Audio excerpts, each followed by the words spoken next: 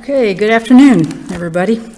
As I mentioned at my last press conference, I want to take a moment each week to highlight the efforts of local health professionals. And this week, I want to recognize Dr. Gianfranco Pezzino, the Shawnee County Health Officer.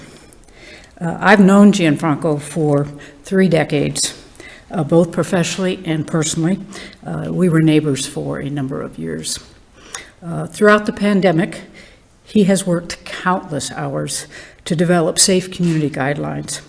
He stood up for the welfare of Shawnee Countyans in the face of opposition from local leaders and residents. Dr. Pezzino is a highly respected professional. He served as the state epidemiologist over at the Kansas Department of Health and Environment for nearly a decade. And before that, he was a fellow in the CDC's Epidemic Intelligence Service Program. I want to thank Dr. Pezzino for his dedicated service to our state and the Shawnee County community. He is one of the many public health heroes who deserve our endless gratitude. Now for the COVID-19 numbers update. Since Monday, Kansas has reported 5,778 new cases and 85 new deaths.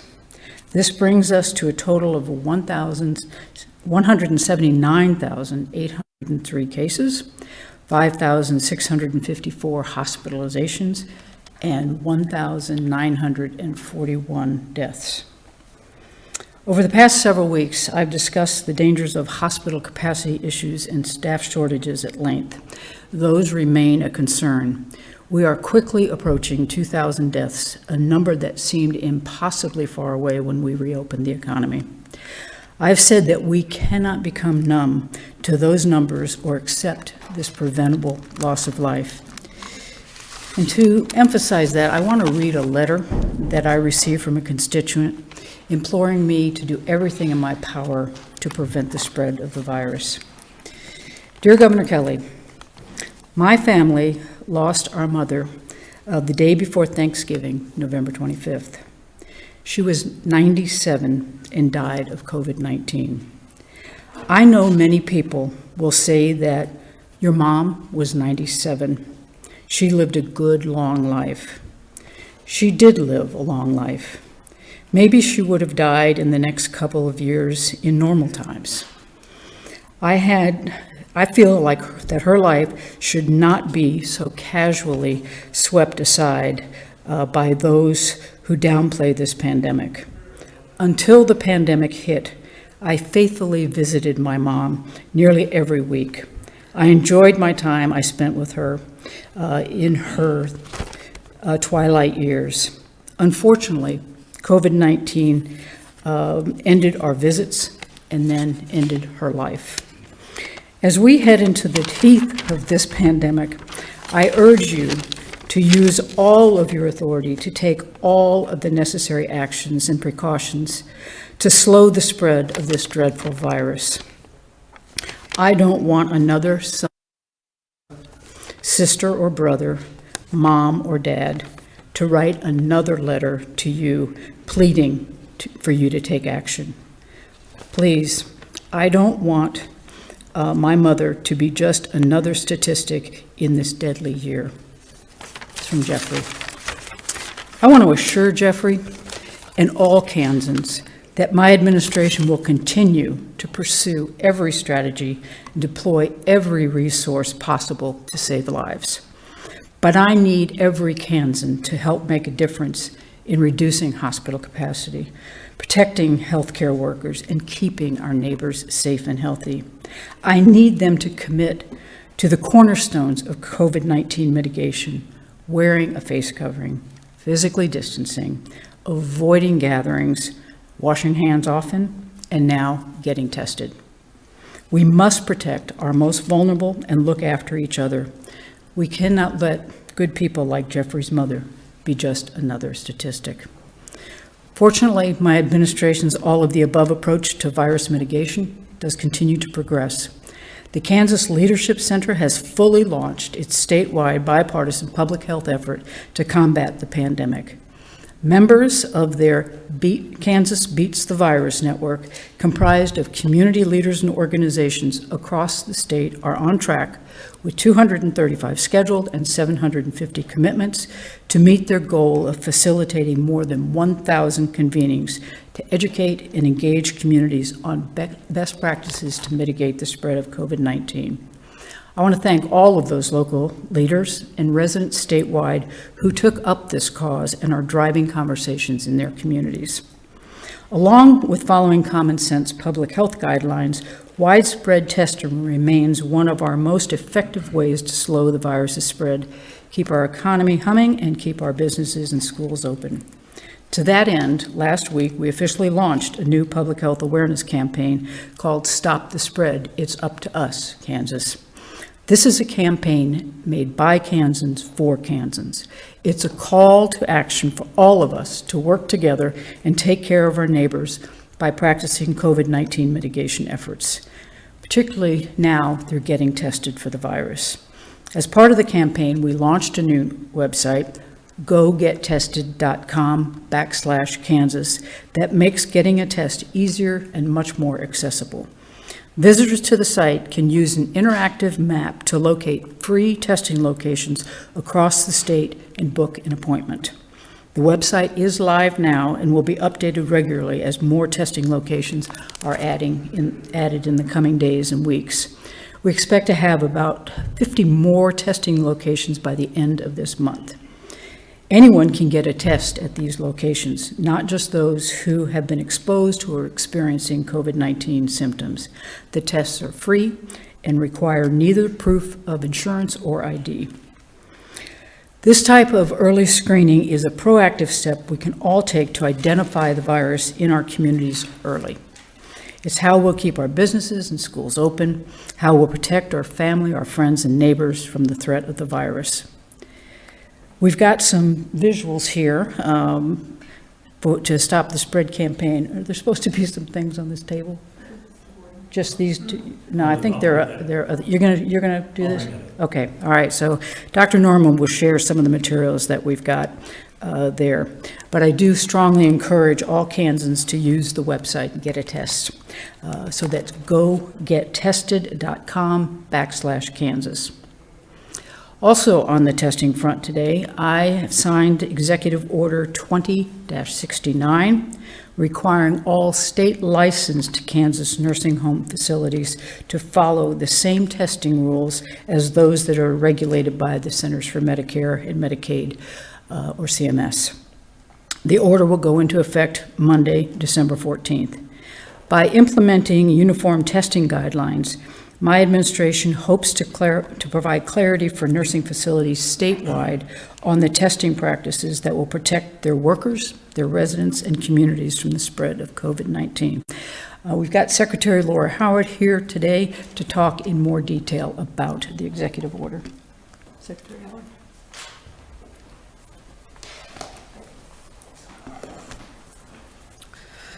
Thank you, Governor. I am Secretary Laura Howard with the Kansas Department for Aging and Disability Services, and I'm glad to be here today to talk with you about the new Executive Order 2069, which, as the Governor said, does mandate COVID-19 testing in state licensed adult care homes.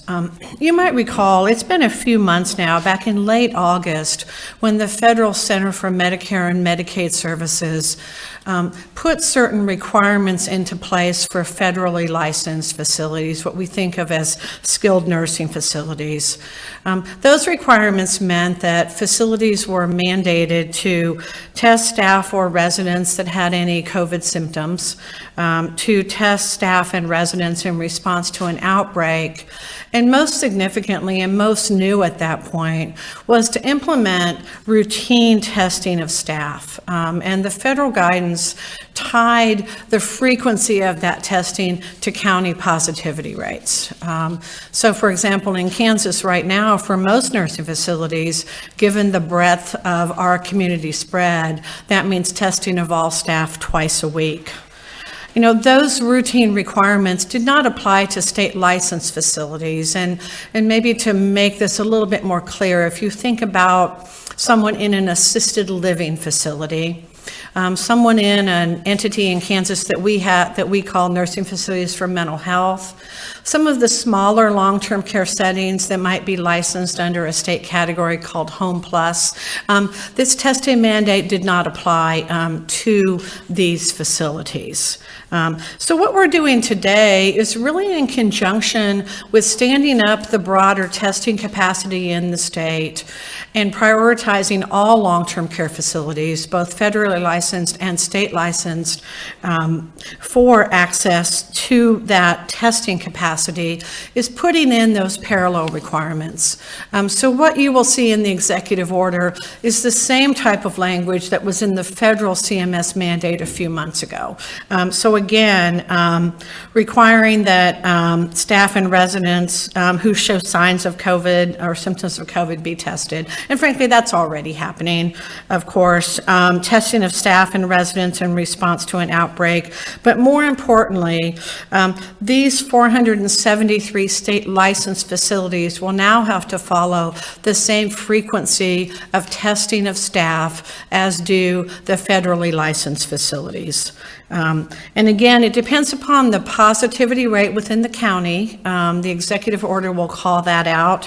For counties with a testing positivity rate of more than 10%, which is most of our counties right now, that means that staff in those facilities will be tested 2 times per week. If the testing positivity rate is between 5 and 10%, that would be 1 time per week. And if it drops below 5%, that would be 1 time per month. There are some other requirements you'll see in there that really just call out some of the mechanics around reporting and documenting related to the testing. But this is really a common sense measure to bring uniformity. The virus certainly doesn't distinguish between a skilled nursing facility and an assisted living facility, sometimes on the same campus.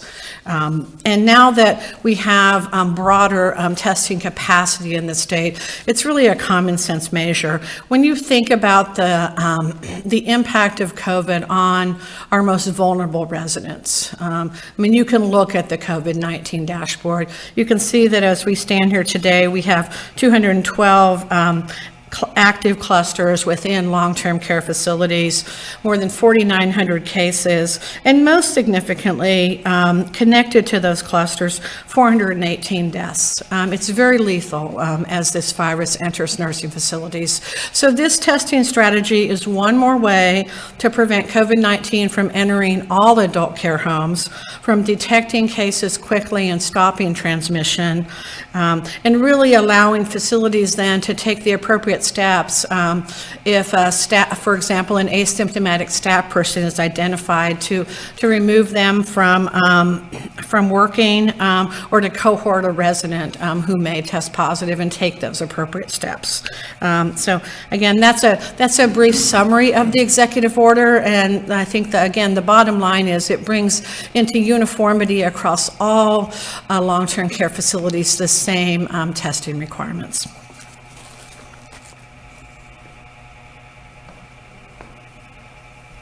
Thank you, Dr. Howard.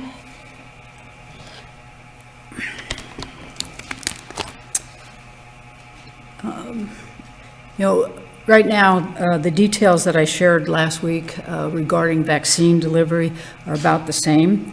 We're still expecting to receive our first shipment of Pfizer's vaccine, about 24,000 doses this week, and the Moderna shipment of 49,000 next week.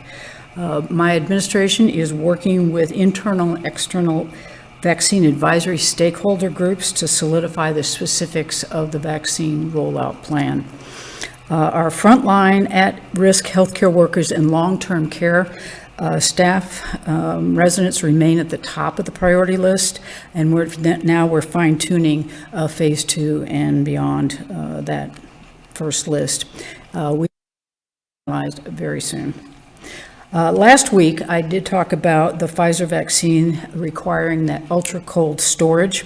This means that the doses have to be transported in specially designated temperature-controlled vehicles with very specific packaging. And I thought you might like to see what that packaging looked like.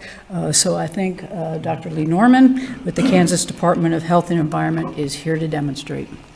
Dr. Norman.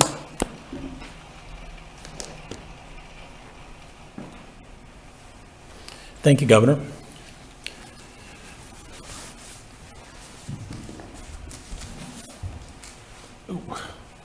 There.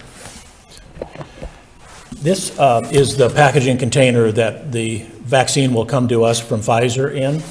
It's actually a very interesting design. And let me just show you a bit of this. It does a number of things. It has a probe that this drops down in that is continuous monitoring of the temperature. Again, the target temperature is minus 70 degrees centigrade. And it has very narrow control allowances, so we will be monitoring it every hour. This will be opened very little. It will come additionally. Are there like 6 or 7 of those stacked in that box? No, that is just the sensor. It's a GPS sensor, so that this container, it's always known where this container is. And then once we take the vaccine out and use it, this box will go back to Pfizer and be reutilized again. So that is just the lid, and it has a GPS device and it has a temperature probe. What will come in here, and we don't have it full of dry ice because it's just a demo, although it's exactly like the one that will be used. It will have dry ice in it, so it keeps it at that constant temperature. It will have 5 trays. Each tray has 195 vials, and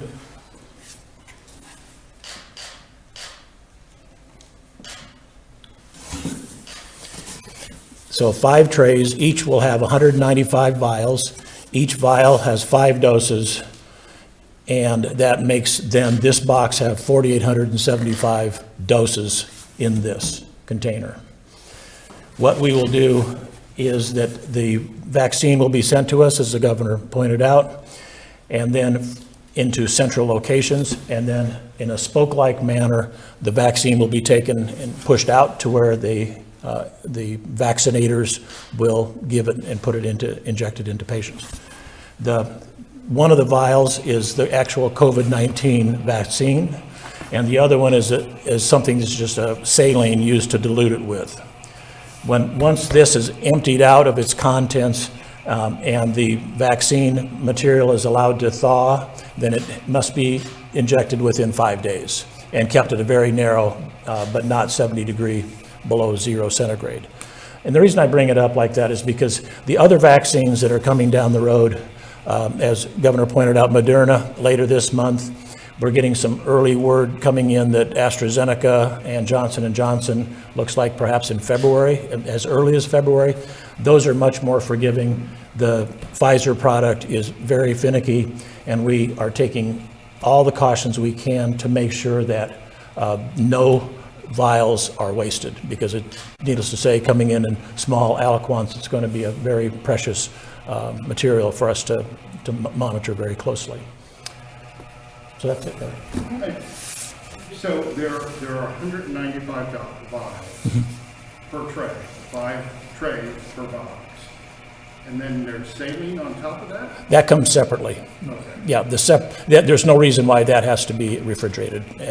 It can be just room temperature. So what you have down here is 1 vial of the vaccine and 1 vial of the diluent, which is used to reconstitute the vaccine itself. And I do have a question about the timing of the arrival. It sounds like the FDA is going to have a hearing tomorrow where its experts are going to talk about this, and then maybe within a day or two, the decision on emergency authorization. So do you all think you can literally get it, overnight? We don't know, I don't think we know exactly the timing relative to the EUA and when it will physically arrive, but it'll all happen within a very short period of time. Dr. Norman, there's some discussion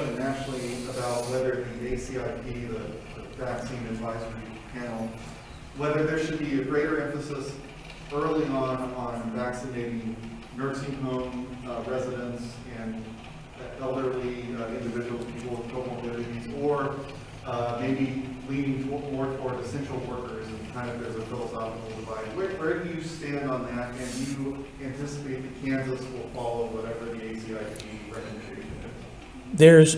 We will very much take to heart what the ACIP says. We have some degree of ability to self-determine as a state what the order and the priority is. There's other ones out there that have worked on this and given a great deal of thought. The National Academies of Science is a good example of one that. So what we've done is we've ironed out what the first phase of this will be, and again, it's essentially what we talked about last week with the priority groups. The subsequent phases that come after that, we will want that decision to be informed by the ACIP, most certainly. Secretary Norman, two questions. This week's White House Coronavirus Task Force report says that in the past week, significant reductions in testing occurred in Kansas, and that aggressive testing needs to happen to find asymptomatic people responsible for the majority of the infectious spread. Is this true? Why is this? And what are the steps you're taking right now?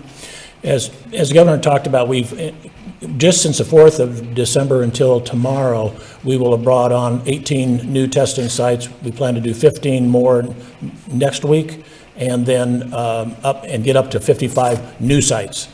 Every county can do sampling, and so we have 100 pre-existing testing sites. But what we're doing is positioning these new ones in areas that, one, people had to drive a great distance for.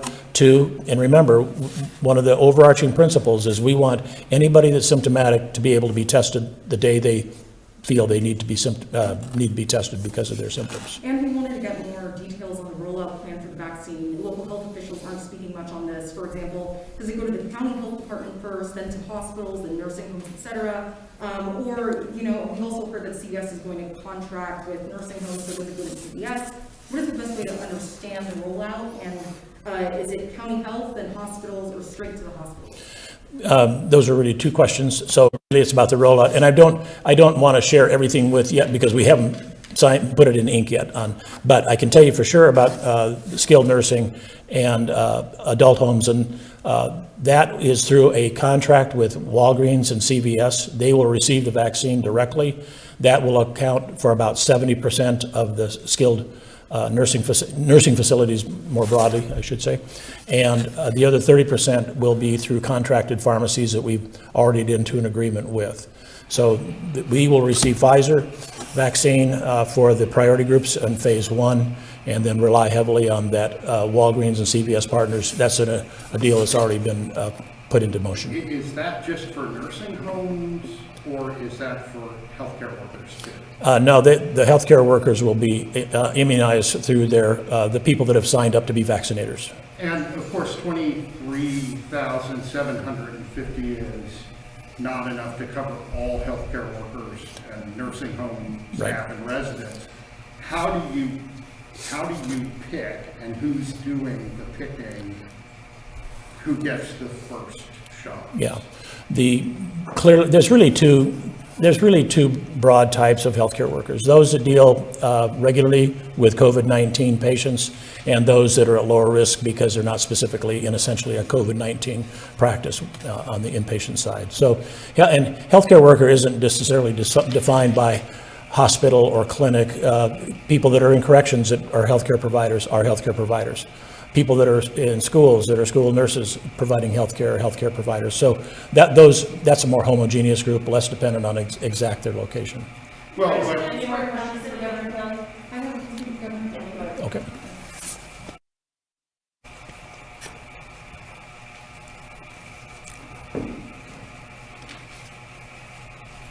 Governor, we're getting a lot of feedback from people that are frustrated about not getting paid or even responses from the Kansas Department of Labor about their unemployment claims. And we know that Acting Secretary Ryan Wright was hired this year, and although the department has made some efforts to address the issue, there are still a large number of people struggling, especially in their PUA program. So how do you see the department moving forward and paying out the 25,000 claims in their backlog for PUA while managing identity fraud and other fraud issues? Will more drastic steps need to be taken? I'd like to recognize that we have had from the beginning of the pandemic.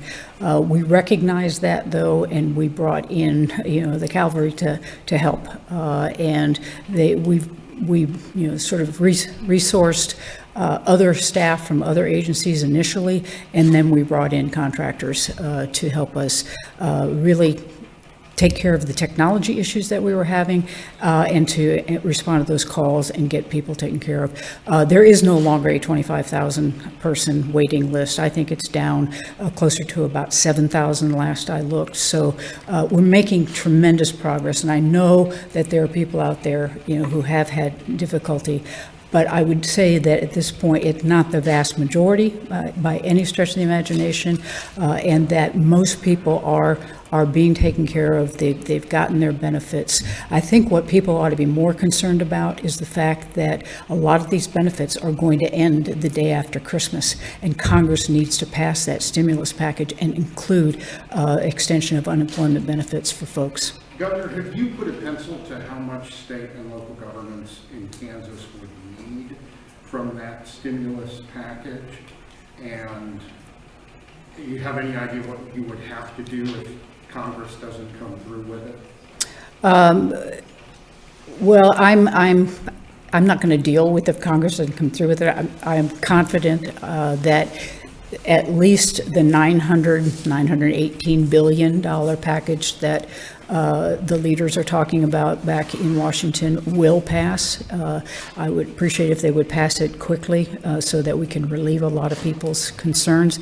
That won't be enough to take care of all of the issues that not only state government has, local units of government have, but also our business community, that even though the vaccines are here, they're on the horizon, it's going to take a long time to get those distributed in a way that will really make a difference in our ability to sort of reopen our economy fully and wholly. So I'm hoping that this $900 billion package gets passed, and then I fully expect that as the new administration comes in, new Congress comes in, that they will address the issue and they will be sending far more aid to. They have to do that. Do you know how much the state would get from that package? We don't know yet. They've got, honestly, right now there's a very odd formula that makes little to no sense. And so I'm hoping that as they continue negotiations between the House and the Senate, that they come up with something that makes a little more sense, like they did with the first round of CARES Act, where there was, it was just a minimum amount that every state got regardless of population, and then population kicked in. Governor, I think this is more for you than Dr. Norman, but you might want to weigh in. Some of your counterparts across the country have taken issue with the data use agreements that the federal government are having the states sign to turn over some personal information of the folks getting the vaccine. I don't know if that's, you haven't mystified what you're saying. Yeah, honestly, I haven't seen anything. I haven't signed anything like that. So I'm not exactly sure what all of that is. But before I turn it over to Dr. Norman to answer, did you have a question? Yeah, thank you, Governor. What are the plans for vaccinating staff and inmates at state prisons and county jails? Well, in the first phase, we do have actual medical personnel working in our prisons. We also have COVID units. So I think those folks will be in phase one. The folks who are medical personnel and then those who will work in our COVID units. And with that, I'm going to let you take that other question.